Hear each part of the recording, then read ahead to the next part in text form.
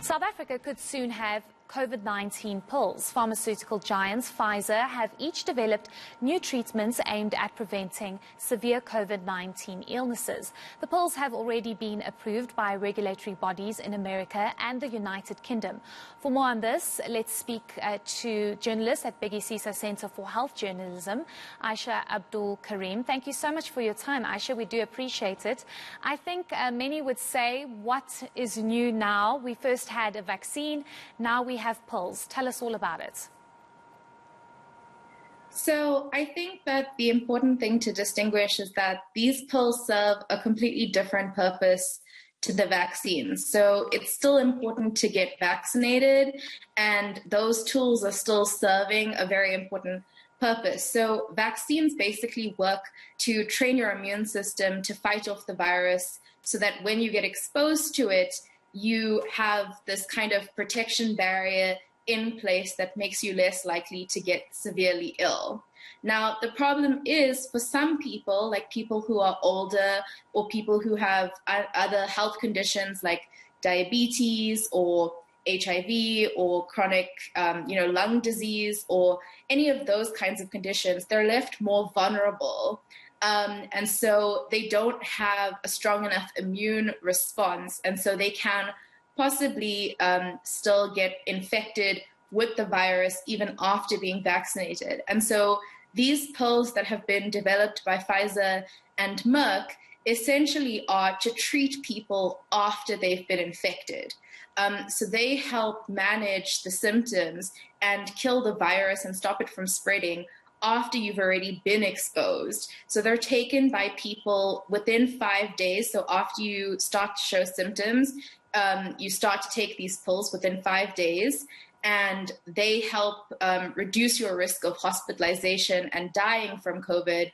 And they're really geared towards people who are at high risk of developing severe COVID, such as the people that I mentioned who are elderly or have other underlying health conditions. So Aisha, are you able to tell us whether or not this vaccine and these pills actually work together to provide better protection, or do they just do two completely different things?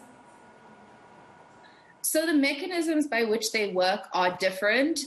So vaccines are training your body to recognize a part of the virus so that you can fight the virus off once you've been infected, whereas the pills function to basically attack the virus itself, and they cause the virus to die in a different manner. So the pills themselves are attacking the virus. It's not your body that's doing it.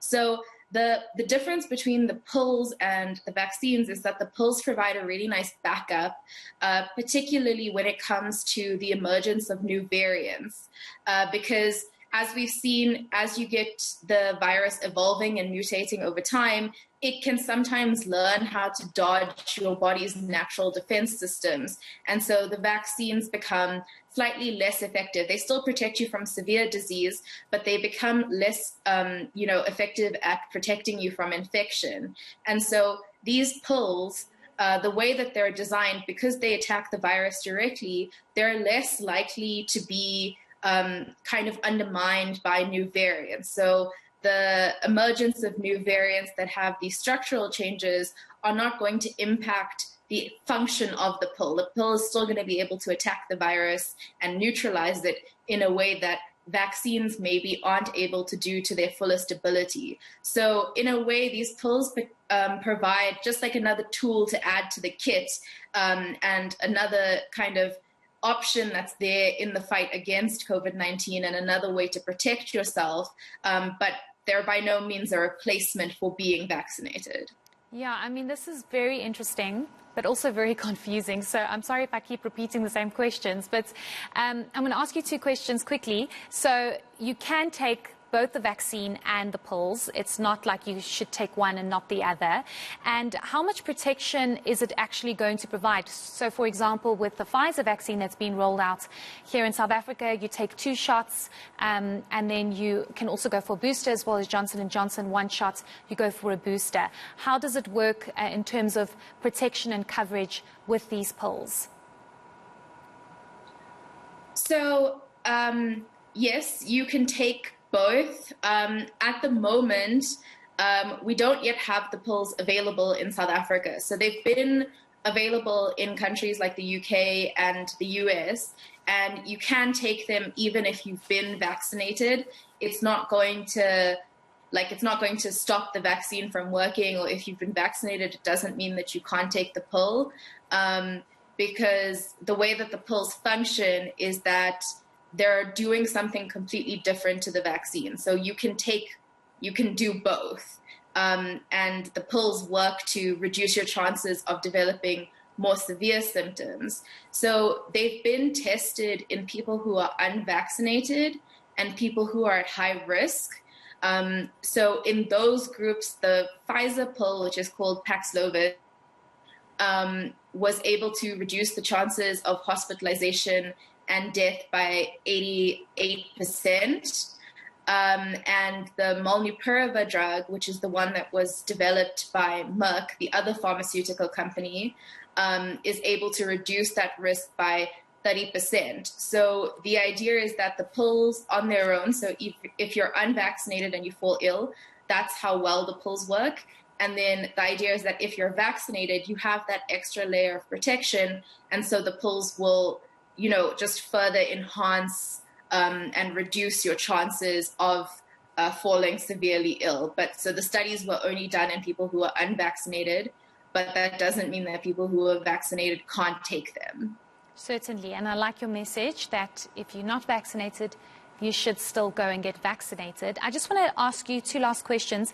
Are there any side effects to these pills? I know there have been quite, not severe, but some serious side effects with the COVID-19 vaccine. What can we expect with these pills? And also, when can we expect them to be rolled out here in South Africa, if you have that answer?